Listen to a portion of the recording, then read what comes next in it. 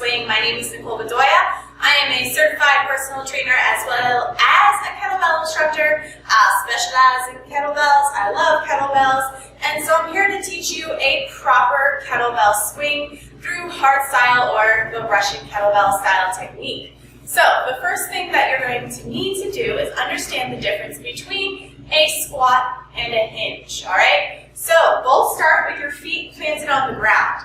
We recommend doing kettlebells barefoot because your connection to the earth is going to give you a solid foundation for everything else that you do in your practice. So that might be with socks on, or might be barefoot, or minimalist shoes if you can get away with that in the gym, right? Just nothing with like a super heel. You're going to think about your big toe, little toe, and heels being dug in. Now we all know that everybody kind of squats a little differently based on their anatomy. So for the squat, I would inhale down, right? And I would bend at my knees. You can tell that I have a nice flat up and down back, right? So it is not straight up, but it is a little bit on that incline. This is your squat position. You have a deep knee bend. Hips are just going down with your body, as opposed to, and here's the key, the hinge, where your toes are going to point forward, almost no matter what, based on your anatomy, right? And you're going to shoot your hips back. So think about chopping your hands into your hips, and they pull themselves back, right? You're going to get a little bit of a knee bend, but you're not dropping it like it's hot down to the floor. That is not what the hinge is about. So you have that cut back and come up. Some other cues for this to clip might be to think about your head and your booty as one, as you send them back. Or it might be to think about having a string on your back that when you pull it, you hinge over. So it's really the same motion as if you were going to pick something up off the ground, not in a squat, in your hinge, bent over with a flat back. So you're thinking about this because you might be doing this nice and slow for a few reps, but then you want to think about inhaling back and exploding with power. So snap your glutes forward, ding, as if it was like the string all of a sudden got cut and you reverberated back up. When you do this though, you're not thinking about necessarily hyper-extending. You're just pushing your glutes and your hips forward. You're simply thinking about rounding into the floor like a straight up and down plank. And this is the basis for your kettlebell swing. Now, we're going to kind of jump ahead a little. I'm going to let you do that. I want you to hold your arms out. Don't use your arms. Do not drag your arms up or down in any fashion. Simply do what you were doing with your hinge. Inhale. Now connect your arm kind of to your ribs and make sure that your hands are nice and high behind you. Like you could wiggle in a mirror and see them behind you. And then exhale, same drive. Boom. One more. Inhale back. Exhale, same drive. So whether you're just sitting down, which I'm guessing you are, you probably got a snack or two right now, that's fine. But I want to make it clear that in no point when you add weight are you simply just using your arms to drag the bell up and down. This is not a front raise. It is a hip-powered, hip-dominant, glute-dominant movement here. Not glute-dominant, but hip-dominant, where we're going to use the power from our hips and let everything else kind of flow from there, okay? So now I want you to get the kettlebell, and we're going to practice that hip hinge. So you choose your kettlebell, and you're just going to have the same stance. The kettlebell is going to go between the arcs of your feet. When you hinge down to get it, you probably are going to have to go lower than your normal hinge, right? Because I can't reach the bell. So you just drop your butt down, but you'll notice that you're still in a hinge-like position. This is not a squat or else my ass would be a lot lower. So break the bell in half, which basically means you're pretending to break it in half so that your lats are turned on. That's what people mean, right? It's almost like you got dollar bills under your armpits. I got all the cues for you. Once you do that, you want to, just like you would take the sock out of a barbell, you want to pretend like you're ready to lift that bell so that you really get your feet digging into the earth. As you exhale, you come up. When you go back down, you're not going all the way down to the floor. You're going to walk that bell down your legs, keep it nice and close, as if you're going to drop it in the same spot, and once you feel that pull in the back of your legs, exhale and come up. I'm going to do 2 more just to show you the flat back, the neutral neck. So I'm not looking up, I'm looking down towards the floor, a little bit in front of me, and that is your hinge motion. And it's going to come into play with the kettlebell swing, which is why I'm teaching that kettlebell deadlift first and foremost. The next thing that you're going to have is the kettlebell hike. All right, so for the kettlebell hike, all we're doing is teaching you how to get the bell into the air. So here's what the kettlebell swing looks like, right? It's up and back behind you, up and back behind you. However, we have to get it into the air. We have to start our swinging. Somehow we have to start swinging. And so what do we see? Whenever we go to the gym, you see a lot of people pick up the bell and they're like, I'm going to start my pendulum from here. And they just kind of start not super powerful, right? Because you can see I have to use a lot of my back, actually, to try to get that momentum of the swing. The swing is powerful, and it needs a powerful start. So we're not going to try to force that. Instead, we're going to hike it back behind us like a football player hikes a football, right? The football player set up here, set, hike. They're hiking it here. What are they not doing? They're not hiking it into the floor and having it bounce backwards, right? So when you do a hike, when you put the bell behind you, what you're actually thinking about is keeping it above the triangle, right? Ideally, hands are into the side of your body, and it's all the way up here. I used to have a coach that told me when I was first learning kettlebells, you want it up high in the crotch, which I always thought it was a weird word, and the only time I ever use the word crotch is when I'm teaching kettlebells. Now, if it drops down here, why is that bad? This, flat back. This, all of a sudden, we're really pulling a lot, and we're more capable of rounding our backs, and when we have that flexion under a load, it's more likely to lead to injury. So, hiking it high is important. The grip on the bell is also important. So you're going to hold it with your pinkies kind of at the end right here, right? So this is my grip, just in case you're wondering. I'm going to show both sides. And then, of course, that packed shoulder. So let's try a few hikes. The start of the kettlebell is a triangle position. Your feet still have that same deadlift position, gripping the floor, pulling the floor, sliding it apart, right? Even though they're not moving.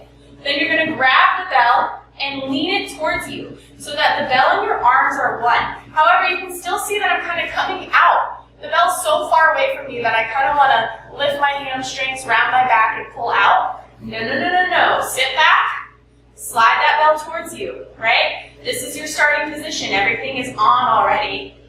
Now, you're going to hike it behind you and then just bring it right back down to where it started. So this is drill number 1. Hike, back, hike, back, hike, back. And if somebody was back here and they had their hand behind you, you would hit it with the bell every single time. All right? So that's drill number 1, and it's your hike. Drill number 2 is going to be your Deadstop Swing. All right? So we're going to go ahead and do that hike, but then from the hike, you're going to explode your hips. Once it explodes, there's going to be a moment where it's floating in the air, right? And you're going to let the bell fall back down and guide you back down to your starting position. So do it body weight, hike, hip snap, back, down. And I find that cadence, if you use those words with that exact cadence, you're going to remember. Because most people, when they get up here, they completely forget that they're going back through their legs to come to the floor. So, body weight, hike, hip snap, back, down, hike, hip snap, back, down. Now let's talk about what's happening. You're hiking, you're doing the same hip snap, and you're not dragging the bell. It's coming up to float. Your shoulders are still packed in, and this creates a standing plank. So your glutes are squeezed, your thighs are squeezed, everything is nice and tight, just as if you are making a plank on the ground. It is the same motion here. Because remember we said the force of the bell is not forward as much as it is up. And then you have this nice pillar of strength from north to south, all right? That way the bell's not moving you back and forth either way. It's gonna naturally come back down. You're just guiding the bell. You're not dragging it down. You're guiding it back down through your legs. And to make sure your back doesn't round, you're pulling in those lats as it comes back down. And then what happens here? Instead of going for another swing, you drop and lower your booty down to the ground in that more squat-like setup position, okay? So I'm going to show you 3 reps just so that if you're doing it at home or you're doing it later at home, you can get a feel for it. Ready? Oh, one more thing. On that hip snap is where you exhale. So hike it. Exhale, hip snap. Back down. That hip snap, always. Always, always. When? Always in kettlebells. Whether you're cleaning the bell up, and that's your hip snap, whether you're swinging it, and that's your hip snap, or you're snatching it, and that is your hip snap. The hip snap always has a sharp exhale, like a tss sound.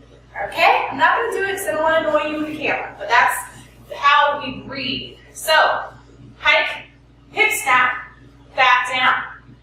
Hike, hip snap, back down, and last one, hike, hip snap, back down. There you go. That is your Deadstop Swing. Hike, hip snap, back down. Boom. Okay, now you have done the hike, you've done the Deadstop Swing. Now we have one thing left to learn, and that is the regular 2-arm swing. So, like with everything, let's do body weight first. What stays the same? Your setup and your hike, right? So I want you to think like we're taking the Deadstop Swing and we're adding in a bunch of little swings, and then we're coming back down the Deadstop Swing the same way we came, right? So, hike, body weight first, hip snap, and instead of back down, you're going to let it fly back, and you're going to hip snap again. And then you're going to let it fly back, and you're going to hip snap again. And then hip snap again. So it's almost like multiple hip snaps, multiple of those nice flat backs into the hip power. Before, let's say you do 5 reps, you come back down to the floor. Okay? So I want you to try it with body weight first so that you can get this motion. Try it nice and fast with power in the glutes and in the legs, because what's going to happen is you're going to get a little dizzy, it's going to be a little powerful, and I want you to keep everything nice, tight, and packed. And you can do that by grooving the movement with body weight first. Now, it's time to try it with weight once you've done that, okay? I would recommend pausing the video, filming yourself doing 5 reps, and then coming back with a little side-by-side of mine and your reps, and seeing how they add up. And maybe that's going to give you some questions to put in the comments. So, here we go. We get that bell. We angle it towards us. We drag it back by pulling our shoulders in. Ready? Pretend like you're going to bounce a little bit. Get the weight in those feet. Hike, hip snap, and then 5 swings. 3, 2, 1. Hike, big exhale. 1, 2, 3, 4, 5, back down. How'd you do? Hey! So a few little pointers here. One thing that gets asked a lot is what to do with that gaze. So keep the chin tucked. What you don't want is a jut forward. So chin tucked. I like to look a few feet in front of me while keeping my chin tucked while I'm doing my kettlebell swings. The next thing is, the heavier your bell is, the more you're going to feel this swing, and it's going to force you to generate the right amount of power, and then that bell's going to come down faster and force you to stabilize to be able to come back up for another rep. So what I'm trying to say in basic terms is, if your bell is too light for you, it might be a little hard to get the feeling of power that is needed in a ballistic movement such as the swing. Because people think it's an upper body move and they tend to go light. But it is a lower body move, so just like your squats or your deadlifts, you can go heavier here. I'm not saying go deadlift heavy. I'm just saying pick up a heavier bell and you will feel the sensation in a whole new way. Okay, so that's the kettlebell swing. It's a great one. It's fundamental to your kettlebell training and it's really, really fun. It gets both strength and conditioning. One of the final things I'll say is hardstyle kettlebells, Russian kettlebells. We swing with power and the bell naturally comes to our shoulder level. I want you to look at your video and make sure it's not going past that all the way up here, something like that. Definitely not all the way up here like an American swing would. So start with the basics, start with understanding the form and the foundation of movement. And then if you want to go off and learn different methods or different types of kettlebells, you can, but this is a great place to start because it's going to teach you the right form, and that's so important when you're under a load and so important when your goal is performance-based. I hope that that helps understand the kettlebell swing a little better. Start with your deadlift. Always start with body weight variations before adding the weight. Remember that it's a ballistic hip hinge movement, not a squat, and to use your breath. If you have any other questions, please drop them in the comments and I will be active on there. And over and out.